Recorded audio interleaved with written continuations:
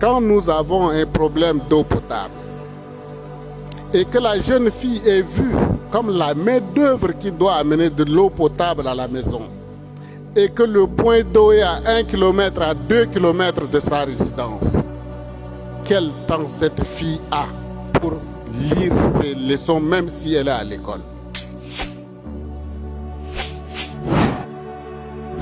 Je suis allé à l'école le même jour que ma grande sœur, même père, même mère.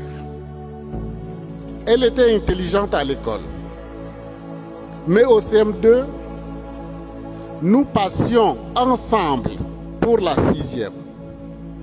Et c'est en ce moment-là, elle a été convertie en dot du bétail pour être donnée à un mari très jeune. Aujourd'hui, elle a arrêté l'école à ce niveau-là, elle est devenue paysanne dans son village. Moi, j'ai continué comme vous le savez. Est-ce qu'elle n'a pas été victime de l'inégalité? Parce que moi, jeune garçon, les parents ont vu que je peux continuer mes études, mais elle devait être convertie en dot, prendre du bétail et son avenir s'est arrêté là du point de vue scolaire. Voilà les problématiques en termes de pesanteur.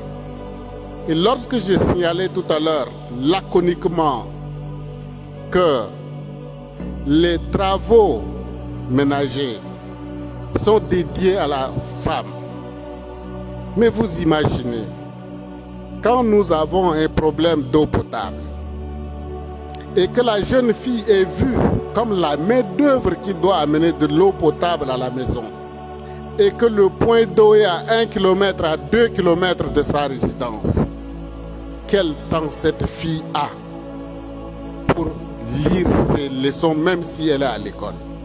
Elle est désavantagée par rapport aux garçons. Il y a donc des mesures à prendre.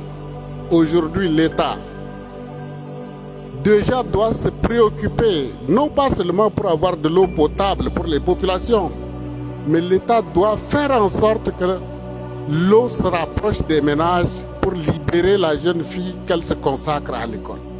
Ce sont des choses que nous devons faire. C'est vrai qu'il y a beaucoup de défis. L'État n'arrive pas, les pouvoirs publics n'arrivent pas à résoudre tout à la fois, mais les choses sont connues.